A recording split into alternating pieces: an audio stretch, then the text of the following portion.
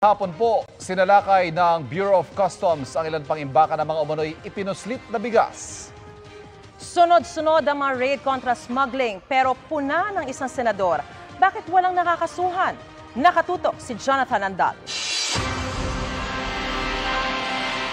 Nabisto sa dalawang bodegang magkasunod na sinalakay ng Bureau of Customs nitong Huwebes sa Las Piñas City at Bacoor, Cavite ang mga umano'y smuggled na bigas galing China, Vietnam at Thailand na 40 milyong piso ang kabuang halaga.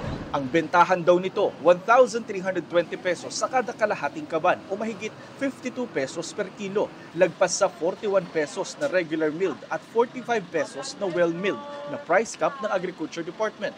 Ipinasara ang bodegang hindi pinangalanan ng customs pero sa press release ng ahensya, dumepensa raw ang may-ari na hindi sila rice importer kundi trader lang. Pinagsusumite sila ngayon ng proof of payment ng duties at taxes ng kanilang supplier o importer sa loob ng 15 araw. Sa Zamboanga City naman, kumpiskado ang nadiskubring mahigit 40,000 sako ng smuggled din umanong bigas na 42 milyong piso ang halaga. Sabi ng customs, nagpakita ng import permit at proof of payment ang may-ari ng bodega. Pero ang nakadeklarang laman ng mga sako, 15% broken na white rice. Gayong ang nadiskubre ay mas magandang klase na jasmine fragrant rice. Wala rin daw silang sanitary at phytosanitary import clearance mula sa Bureau of Plant and Industry. Yung investigation po para sa criminal prosecution, pending pa po yun. We submitted the record sa Manila. Sila po yung in charge for filing of criminal cases.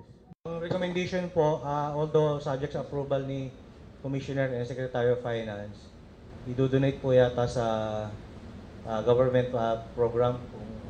I don't know po kung kadiwang or sa DSWD. Si Senator Cheese Escudero question kung bakit wala pa raw nakakasuhan sa sunod-sunod na raid sa mga bodega ng umano'y smuggled na bigas. Dapat daw magsampa na agad ng kaso para mapakita ng Administrasyong Marcos na seryoso talaga ito sa kampanya kontra rice cartel. Hiningan na namin ng komento rito ang customs pero wala pa silang tugon. Sa ilalim ng Republic Act 10845 o ang Anti-Agriculture Smuggling Act of 2016, itinuturing na economic sabotage ang large-scale smuggling ng bigas na mahigit 10 milyong piso ang halaga. May parusa itong kulong ng habang buhay at multang doble sa presyo ng produktong ipinuslit. Para sa GMA Integrated News, Jonathan Andal, nakatutok 24 oras.